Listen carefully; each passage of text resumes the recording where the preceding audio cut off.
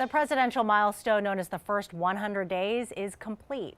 And while there will be debates over what was accomplished, there is one phrase that was common during the last 3 months: fake news. Delaware education reporter Chris Barris joins me now. And Chris, fake news is being used as a teachable moment, right? It sure is, Shirley.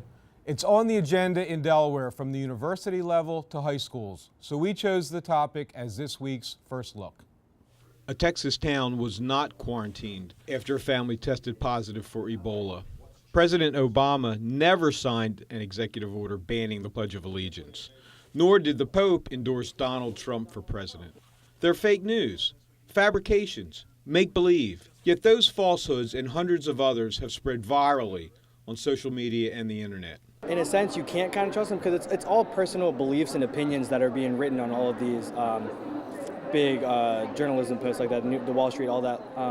So you can take bits and pieces from each different article that you have and kind of make your own definition of it. UD student Dorola Bolarinwa isn't as cynical, but the peddling of fake news disturbs her. But when you think of it, of like the impact it has on society, it's really not funny because some of them have like real life impacts. Fake news has become President Trump's go-to phrase when he disagrees with a story. I'm not going to give you a question. You are fake news. The rhetoric has reached absurd proportions. One spokesman claimed that crowds at Trump's inaugural were the biggest in history, were later described by another on his team as alternative facts. When you have two photos of an inauguration crowd, yes, I get that. and one has hardly any people, and the other one has over 1 million people, and it wasn't there's raining. no alternative fact there. A determined backlash against a post-truth world has begun, however. The University of Delaware's library now has a webpage to help students navigate the clutter.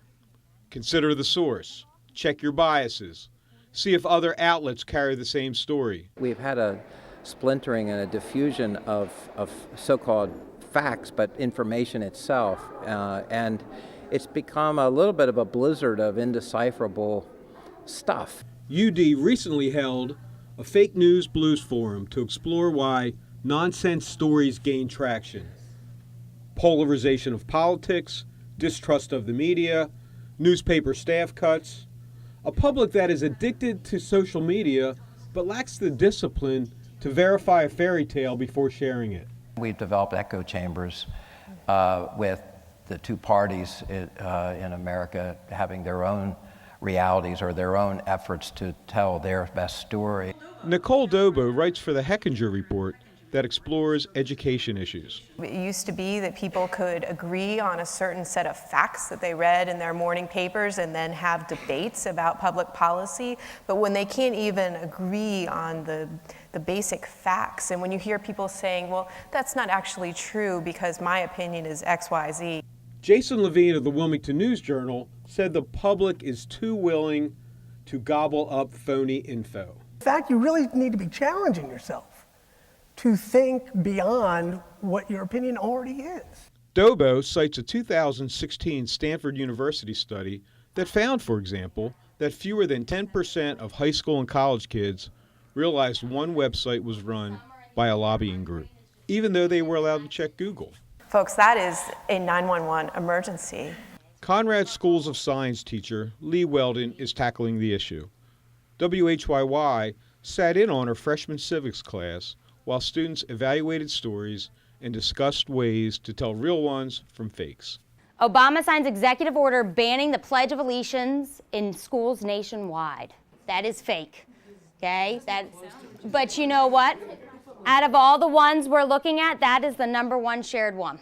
Our top score is 10 out of 12, so every single person in here messed up at least 2. Students watched a clip of a 60-minute segment on fake news. Then they broke into discussion groups.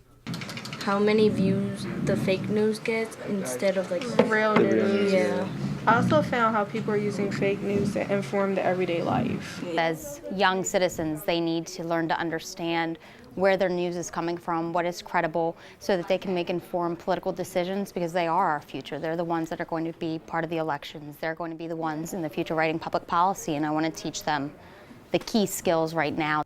I'm still amazed so many people believe stories that defy reality, but that's the world we live in.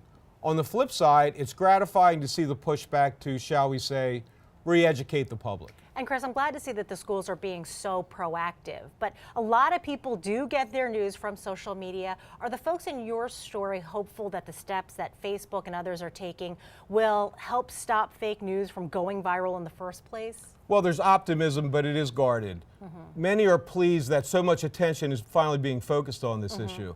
And they're also hoping that students will educate their own families so that fake news can be stopped in its tracks before it infects the public. Okay, well, we'll just have to wait and see. Thank you so much, Chris. More of Chris's Delaware education reporting can be found at newsworks.org/Delaware.